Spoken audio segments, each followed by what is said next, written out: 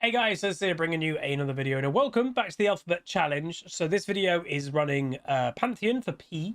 Hopefully you guys have been enjoying the Alphabet Challenge. Please do give me feedback in the comments about it.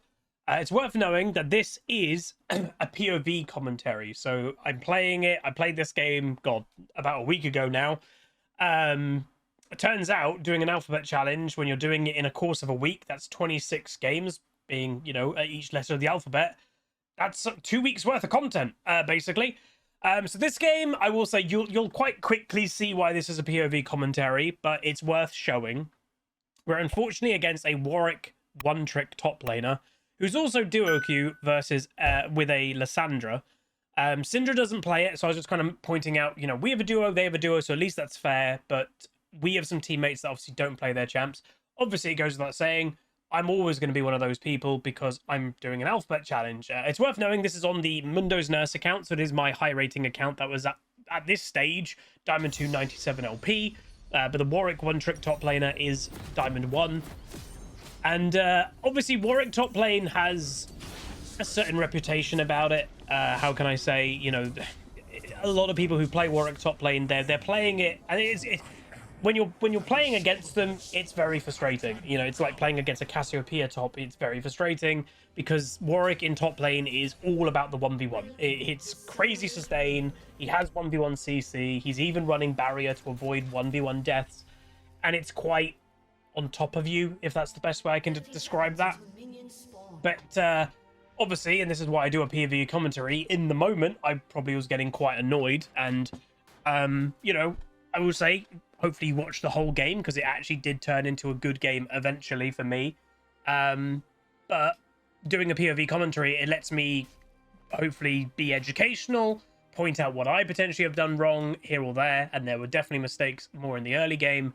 But just to explain Pantheon, obviously, so yeah, P, there was a few options, but Pantheon to me was a high risk option, it goes without saying. But what my thought was, Warwick doesn't scale very well.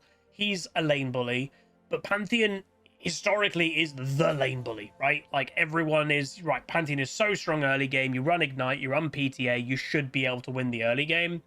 Yeah, the problem with that is it's Warwick top with barrier. It's hilariously just one of those picks that no matter what you're playing, it's so annoying to try and beat it in the early game. So I do the level 1 tactic that, if you don't know what that is, so look at that minion, how quick that one minion is dying. So basically, if you can get away with doing it, and obviously don't risk death and don't risk getting chunked out at level 1 for doing it, but you basically run up to the enemy minions, make the 3 melee ones just bunch up very quickly, and then you run away, get out of aggro. And what that does, it makes the wave crash at a different rate than what it would normally do. The normal wave, and how Riot have kind of coded it, and his damage weirdly is really high.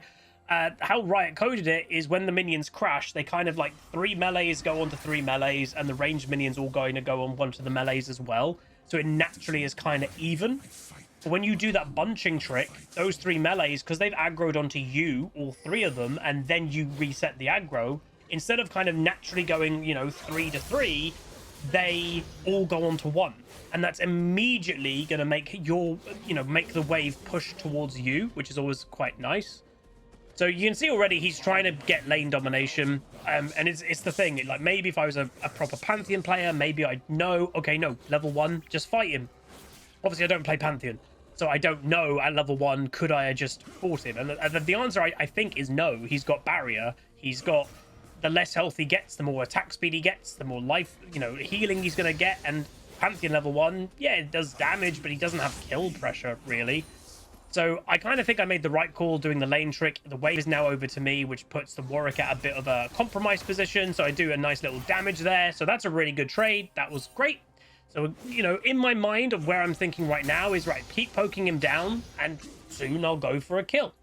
Obviously, it goes without saying, one of the frustrations in this champion Warwick is, obviously, he's more designed to be a jungler in Origin, but the lower health that he is, the more higher attack speed he gets, and he gets obviously natural lifesteal with that.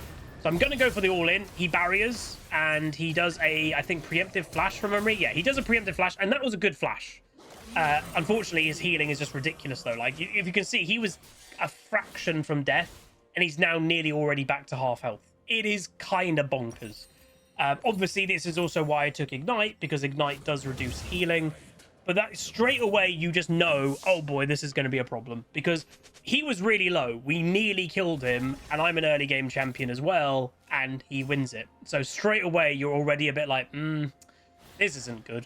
Now, what I am hoping this game, and I remember playing it, was like, okay, hopefully we get some jungle attention, because that's the point. Everybody in this game, this is a Diamond 1 MMR game, everybody knows Warwick is only good in 1v1s. If you group against him, if you 2v1 him, team fights, he's not very good at. So that's where I'm like, hopefully we get a bit of jungle attention from the Zed. And, you know, what? So basically here I'm like, right, he's really low. I'm going to return to lane and try to kill him. Look at the healing.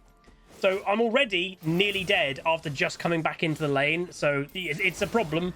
Trying to go for a kill, and he just kills me with auto attacks, even though there's all those minions. And yeah, so this is why this is a POV, because as I think most people would probably be, a bit annoyed at the moment. And the thing is, obviously, in retrospect, doing a POV commentary, I am making mistakes. I think that's quite obvious.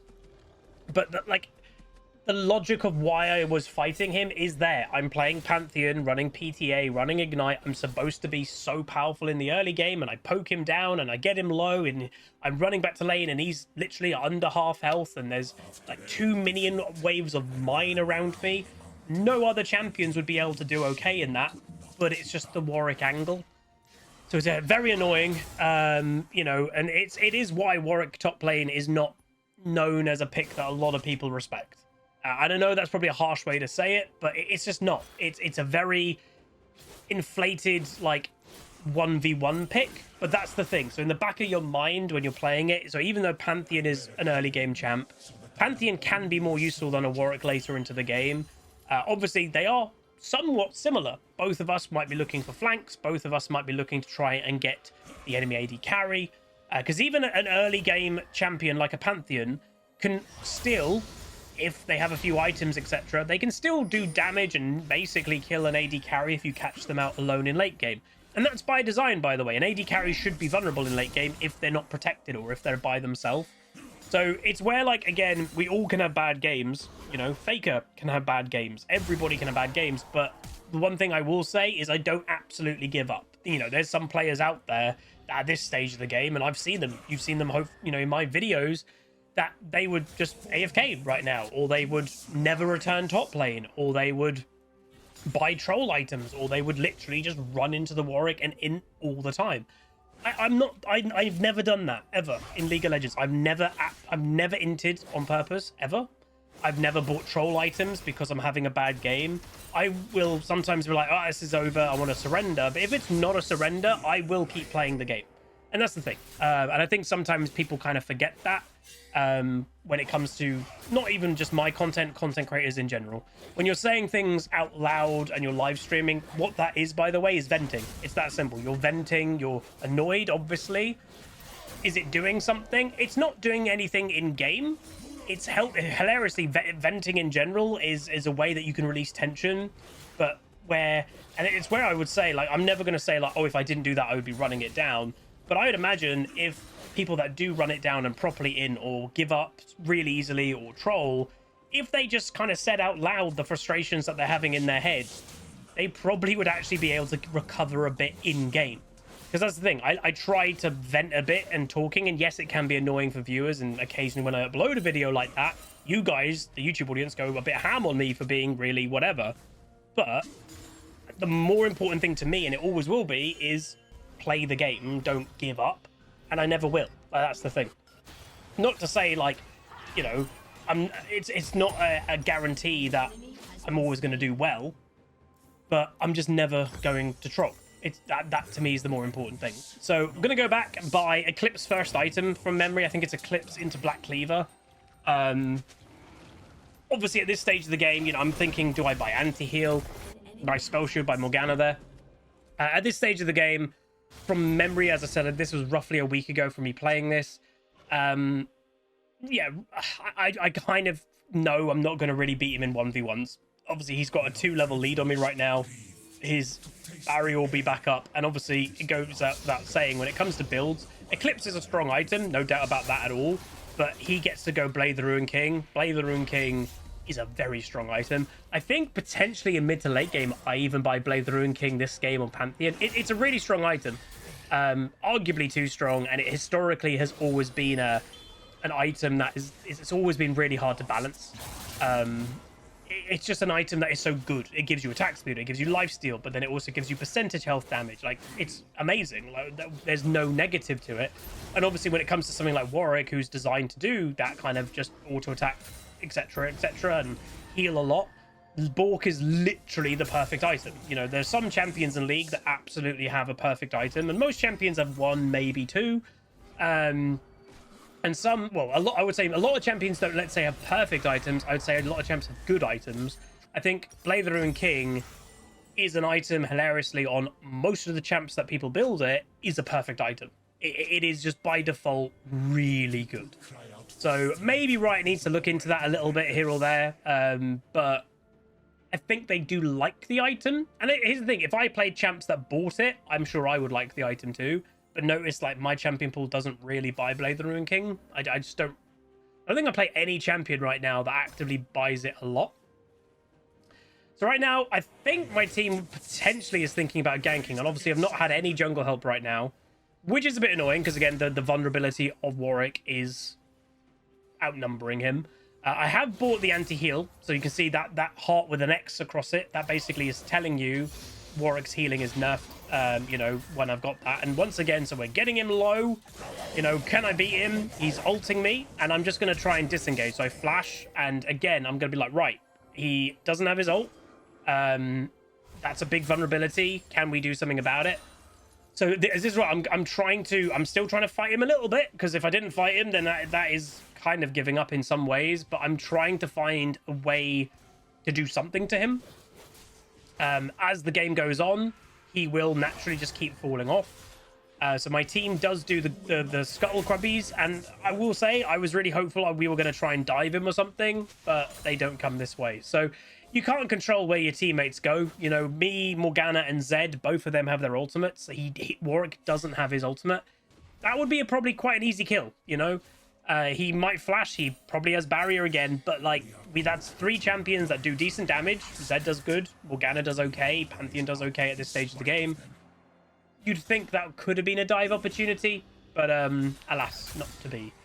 So one thing I will say, especially when it comes to champions that I don't play, obviously I don't play Pantheon at all, is Twitch chat did say to me, and it's sometimes useful having people in Twitch chat that I'm aware of, like, how good they are. You know, as weird as that sounds, because you do need to be careful where you get advice from. I always tell the story, and it's always a funny one to tell. The internet's a bit of a weird place. I think people will know that. You know, I'm pinging the Warwick occasionally going, hey, can you gank?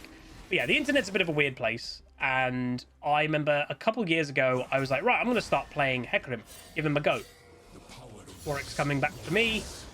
Going for the fear. I use my E to try and avoid damage, but unfortunately, do I get away? I do get away, which was a nice actual escape, to be fair. So that was well played, kinda. But don't worry, it doesn't matter, because it's a Warwick.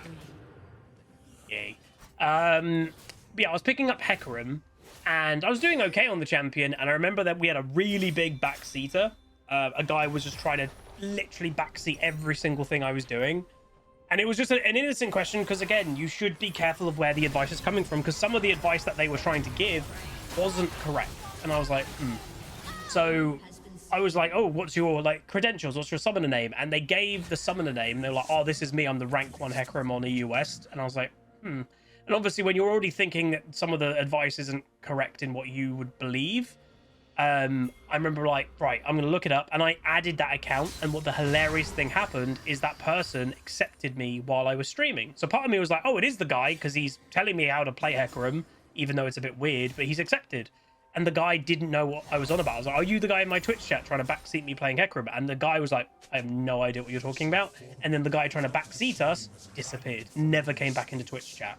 So it's where, like, I had a few people in Twitch chat say to me, is like, right, tap your Q, like, constantly tap it, because that's where you're going to get the most value from poking and etc, etc. And I will say, I remember playing Pantheon maybe a year ago, and I remember I was holding Q down way too much in lane phase, and it didn't go that well. So definitely the tap is a lot better. I think you obviously get partial refund in the cost of it. So, you know, where you'll just go all the time if you're not careful. I will say some of the Morgana binds this game were very good. But yeah, so questionable, I will say, if I should have even gone the anti-heal item, because that's 800 gold in the early game, and that's obviously 800 gold delaying my first item purchase. And components, let's be fair, are not as strong as full items. So he has his Blade the Ruin King already, and I'm sitting on 3 components, so I'm a little bit away from even my full Eclipse. So it is a bit rough. The Lysandra in mid lane is not having a great game, and you can see here Warwick is holding the wave, so he's trying to actively freeze it out. Now, the problem I will say with that, and it's kind of like, this guy's a one-trick Warwick, so, you know, he probably plays like that. I'm half L straight away. It's not the way that I would play Warwick.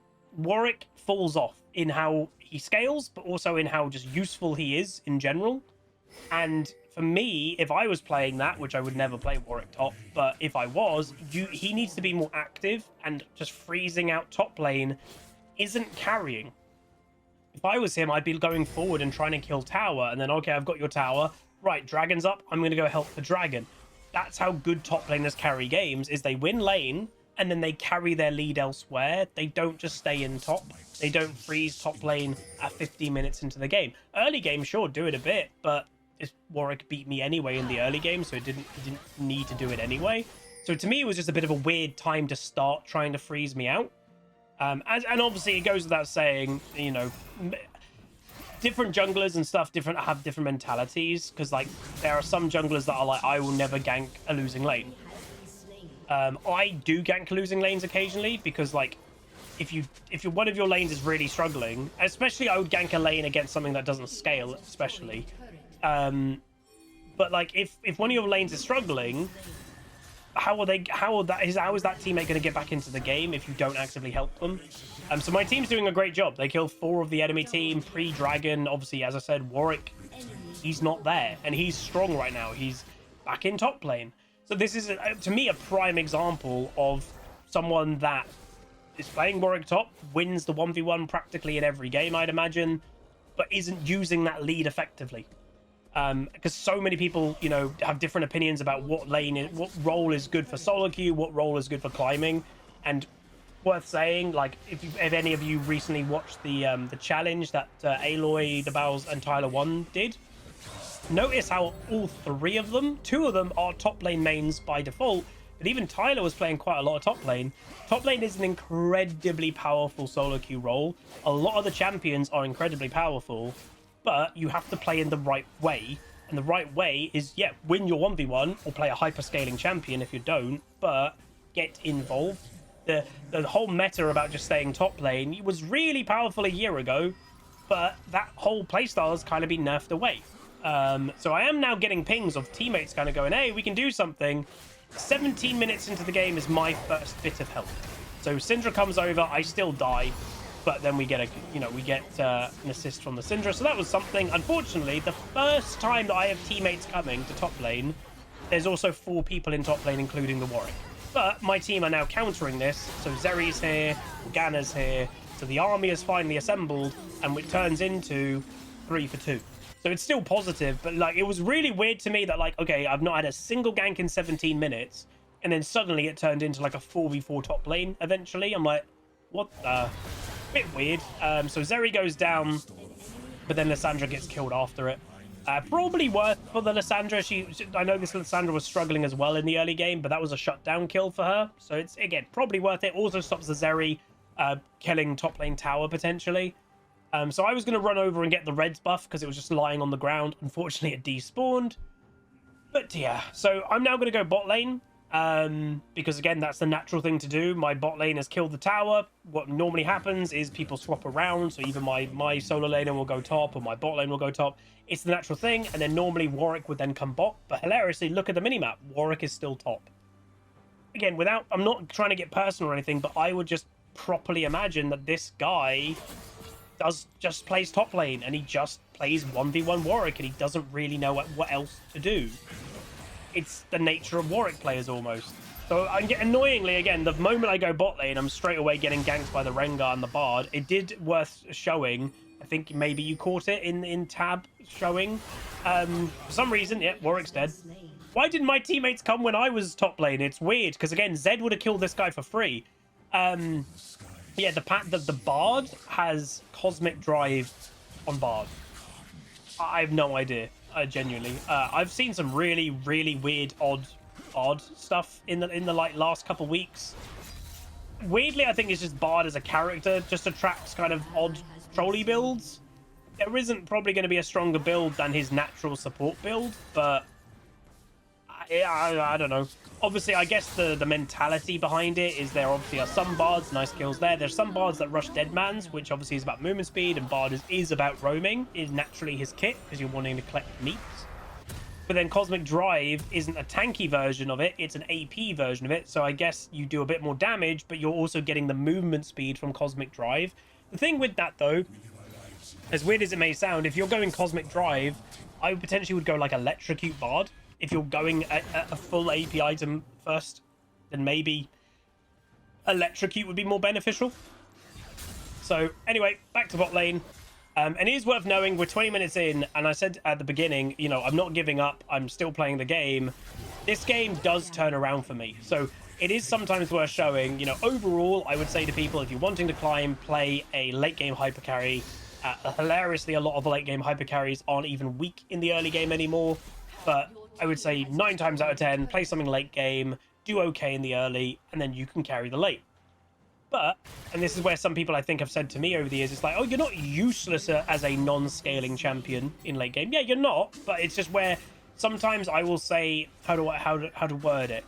When I'm trying to help people climb, when I'm trying to help people climb, sometimes I just say a point quite blunt and curt and like extreme, if you want to say it, like an extreme example of it, double kill Syndra, and just to get the point across, because to explain the nuance of every single point when it's situational, and yes, some games can be different here or there, it's quite difficult to do that.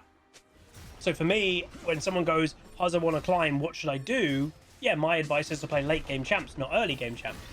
Doesn't mean when I'm playing more of an early game champ here, doesn't mean I'm going to be useless later into the game. So Zed is nearby. I'm like, right, we can do something here. And I don't know what the hell. And this, my even Twitch chat was like, maybe he just doesn't like you. So I was baiting that, and they do manage to turn around. But that Zed was just waiting in that bush there for a really long time. I have no idea why. He was just waiting in the bush. He had a complete time to engage and just didn't do it. And even at this stage of the game, my Twitch chat was like, oh, it is weird. Because again, we got 0 ganks in the whole lane phase. It wasn't about Warwick, because the moment that Syndra goes top lane, he ganks and kills the Warwick. So it's like, oh. So it was a bit weird. But at this stage of the game, sometimes, and I'm sure you guys playing solo queue when you're having bad games, there are 2 ways to go. You can get angry. Well, there's 3 ways. You can get angry, you can get frustrated, or you can kind of just laugh it off. I was at this stage, at this stage of the game, I was kind of in the I can just kind of laugh it off kind of stage. So I'm going to go for an ult. See if I can do something useful. So I do end up killing the Rengar, my first kill of the game, but that is practically all I think I'm going to manage to do. The Ashe can just kite me. Obviously, I'm a melee champion. Going to try and help to return to the Syndra, but doesn't happen. And then obviously, yeah, the Warwick's going to, as he normally would, just try to run me down. But I've got the Zed coming, and this time I think he doesn't go. He does go in again, and boom, I kill the Warwick because the Zed helped me. So that was a good thing. We are going to look for the Ashe. So I've now, in one fight, managed to get 2 kills. The Ashe obviously is going to try to escape, but in reality, like, she's got nowhere to go. She doesn't have flash. We're cutting her off, and she barriers, which I'm like, why the hell would you barrier that? You are dead. Maybe she thought she could have killed me, but I held my E, which is damage reduction as well. So that was good. So that was the first big thing that I managed to help in this whole game. So getting 2 kills, maybe even 2 assists in all of that. I'll take that as for my first kind of play of the game. So I'm trying to read, obviously, and, you know, again, I don't play Pantheon, so part of the thing of when you actually play a champ, it's not mechanics. Like, the mechanics, Pantheon doesn't really have many. It's more the knowledge of how much damage you're dealing at any given time. That's the bigger thing. I don't know how much damage I'm dealing right now playing Pantheon in this game. I don't know if, like, the knowledge of, oh, there's an AD carry there with 1500 health. Yeah, I can kill that. I don't know if I can. So that was actually quite a surprise to me. A fed 10 and 3 Syndra got killed by Alessandra. that was a surprise, but I think, honestly, the Syndra didn't play it very well because she was probably going into it going, oh, I get just, this is a free kill for me. So I'm going to make my way over and see if I can do anything because obviously, you know, basically I was cutting off where she can go. And yeah, this is going to be a cheeky free kill for me. Lissandra overstayed, obviously. So yeah, I now get another kill. So that was full, obviously, gold for a kill of Lissandra because she just killed the Syndra. So we've gone from 0 kills to 3 kills within a few minutes. So my game, we are starting to recover. The Rengar, I will say, I didn't actually notice he was really having a bad game. At this stage of the game, he was 2-7. So hilariously, me, who had a horrible early game, has now got more kills than the Rengar. Which I would say, I've only just noticed that now of doing this POV commentary. I don't think I noticed that when I was playing the game. I obviously knew I was recovering my match, or I'm up to 3 kills now. I've not died in a little while. I knew I was recovering it, but I didn't know I had more kills than some people. But yeah. The one thing I would say I didn't know, and I asked the Twitch chat, but nobody knew, yeah, a definitive answer at least. There used to be a thing with Pantheon that was actually really sneaky, that if you ultimated with your end kind of arrival point in a bush of an enemy, or like, you know, in enemy territory, if they didn't have vision of that bush, they would see nothing to do with the Pantheon ult. So that's where sometimes, you know, back in the day, Pantheon's got insane flanks, and you're like, how the hell did he get there? He ulted behind the enemy team in a bush that they didn't see. They didn't have a ward in the bush.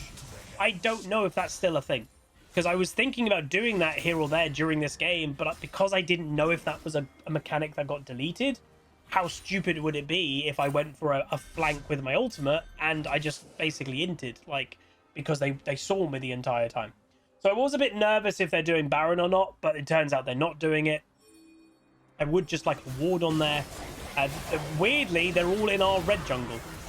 So again, a bit peculiar. I am saying I can ult this, but there's no one that's looking really to fight more in my team. But I go, screw it, let's go for it. So I'm spam pinging, guys, let's fight. We get our own red, which is good. And obviously that's what the enemy team, I guess, were mainly going for. But it's just a bit weird that they had, like, literally full invade at our red. You can see, like, there's a ward there. So they had some vision here or there in our territory. But, like, this is a close game. We've actually got more kills than them, and they've got the confidence just to be in our jungle. That was a bit weird. I didn't really see why they would have that confidence. And that's what, hilariously, is the reason that you do it. Because you're behind, logically, you're like, oh, the enemy team's not going to expect us to invade because we're behind. But that's the best reason to invade, because the enemy team won't expect it. It's kind of like a reverse psychology kind of thing, if you will. So I'm going to go back. I think I'm close to my next item. I'm pinging there that Ashe has actually already got QSS. So Quicksilver Sash. You remove CC. And also, by the way, the Zeri has also got it. So the Zeri will mainly have it for Warwick Ultimate and Lissandra. And remember, those two are duo, the Warwick and Lissandra. So they're both playing champs that, like, single target CC something. But also the Ashe will have it mainly due to Morgana. Because as the joke always goes, if you get hit by Morgana bind here in the UK, you can go make a cup of tea, and by the time you're back, you're probably still in the bind. But yeah, so Warwick's now back to bot lane. I was, you know, grouping up, can we do anything? You know, I'm level 15, by the way, which isn't too far away from good XP. My Zed's level 15, my Zeri's level 15, Syndra's at level 16. So I'm just one level behind the Syndra with having quite a bad game. That's not too bad. I'm the same level as the Warwick, for God's sake. So I don't think I should be, but that's where I know I've been recovering my game, because I'm back on, like, not equal footing. He definitely has, I think, an item on me or so, but it's a lot closer than it has been practically at any stage of the game. And I will say, something coming up is very satisfying for me personally. So yeah, dragon spawning in less than a minute. You can tell that by on the minimap. You can see that the kind of hourglass icon is grey when it's grey, and now you can see it's now yellow or gold, whatever the hell. So when it's grey, it means it's spawning in less than a minute. When it's gold, it means it's less than 10 seconds. Now that's the annoying thing is, oh, it's less than 10 seconds. It's actually spawned now, and Syndra got caught. So not the best timing. I'm going to ultimate and see what we can do. Going to try and protect the Morgana. Make my way over and do what I can. So I'm distracting. 3 of them are on me. Unfortunately, the Zeri gets killed, gets caught. Zed dies with ultimate available, so he just didn't use it. Syndra also died with ultimate available. So that was a flat out bad situation. 4 of us die, none of the enemy team die, with both Baron has spawned and Dragon has spawned. So yeah, very bad situation. But that's where, like, again, something with like Syndra, it's you know, she's a typical burst mage, and like everybody has said and knows, typical burst mages aren't great right now. Part of the reason for it, and what's kind of weird to me in some ways, the map change for Summoner's Rift that happened at the beginning of this year, I'm really happy with how the map change has actually gone. But Riot basically tried to help mid lane in terms of, right, you're playing an immobile mage, you can get ganked so easily, right, let's widen mid lane, let's make the bushes away from mid, so you basically could kill there on the Lissandra, make them not as close to lane, so people like junglers can't, you know, they have to show themselves for a few feet before they're actually in mid lane. And that's good, it has helped lane phase somewhat, but here's the problem, right, and this is the issue, is it helps lane phase for immobile mages, but the class of immobile mages is still really weak, especially in early game. So nobody wants to play immobile mages in the early game, even though the lane itself is better. And then when the time that, you know, oh, a burst immobile mage is okay in the game, is mid to late game, but then it's not to do with the lane, it's not to do with them being safe in the lane. Again, I don't know why Bard didn't move there. Sorry, Zed. When it's out of lane phase, when a immobile mage is strong, well, then they're immobile and they just get caught out. So it's kind of a weird situation that, yeah, they would benefit from this lane change if mages were better at lane phase, but they're dreadful at lane phase. So unfortunately, a bit of a bad fight there. Morgana also got caught out, didn't use ultimate. Syndra obviously getting caught all the time at the moment, and that again is just the nature of being an immobile mage at this stage of the game. Warwick is going for a full massive play. I'm going to ultimate my way in. He goes down. This Zed, by the way, can kill this Warwick very easily, and I'm going to try and help. I do go for a flash. I end up getting the kill. Zed might have been okay there, but I think flashing and just securing it was the right call. Rengar, sorry, is here, and I'm like, So look at my damage. My damage isn't actually that bad. We do over half of his health. He regen healed with his empowered W. So we did pretty good. Lissandra also in the area. It, again, did surprise me that how kind of forward the enemy team was. They had a lot of, let's say, confidence. But you can definitely tell, I would hope at least, like, at this stage of the game, I am definitely feeling a little bit better. I'm only 30-odd farm down to the Warwick, when I think at one stage I was like 50 plus something down. So I've caught up a bit in farm. I've caught up in XP. I've got 4 kills. My damage actually isn't that bad. So my confidence level has increased. So this is the thing I was saying earlier. You know, naturally in my head, where I advise people don't play something early game, because the later the game goes, you're not going to be able to recover it. Yeah, as I said earlier, like I kind of give that as a general overview advice. Exceptions can happen. And I would say part of the reason I'm actually being able to recover it is because I'm also against something that falls off. Warwick isn't scary late game. He's only about 1v1 lane phase. So if he was playing, like, let's say I played Pantheon and I got destroyed to a Kayle or a Nasus in early game, yeah, I wouldn't be able to recover this game very well at all, because they would probably be having incredible 1v1 strength in side lane constantly, and I'd be able to do nothing about it because they scale. But because Warwick's scaling isn't that scary, I'm not scared to recover on side lane against him. I'm not scared to kind of go, I can just go and kind of go against you for a bit, or I'm going to look for plays. And obviously, when he goes for grouping situations, he's not that scary, really. So a big grouping fight is happening. Warwick misses his ultimate. Zeri's going to try and do what she can. I'm going to try and make my way over. Warwick does killing the Zeri, and there's not a lot I don't think I can do. I am going to try and end up killing the Warwick, but guess what? He's got barrier. But Zed is here, and I end up killing the Warwick, obviously again with Zed's help, and I end up with a double kill. So suddenly, you know, KDA isn't everything, obviously, but when it comes to my KD, kills and death, I am now neutral. 6 kills, 6 deaths. From starting, what? I think I was maybe 0-4 or 0-5 before my first kill. So sometimes, again, you do need to, as I say, plug the ship.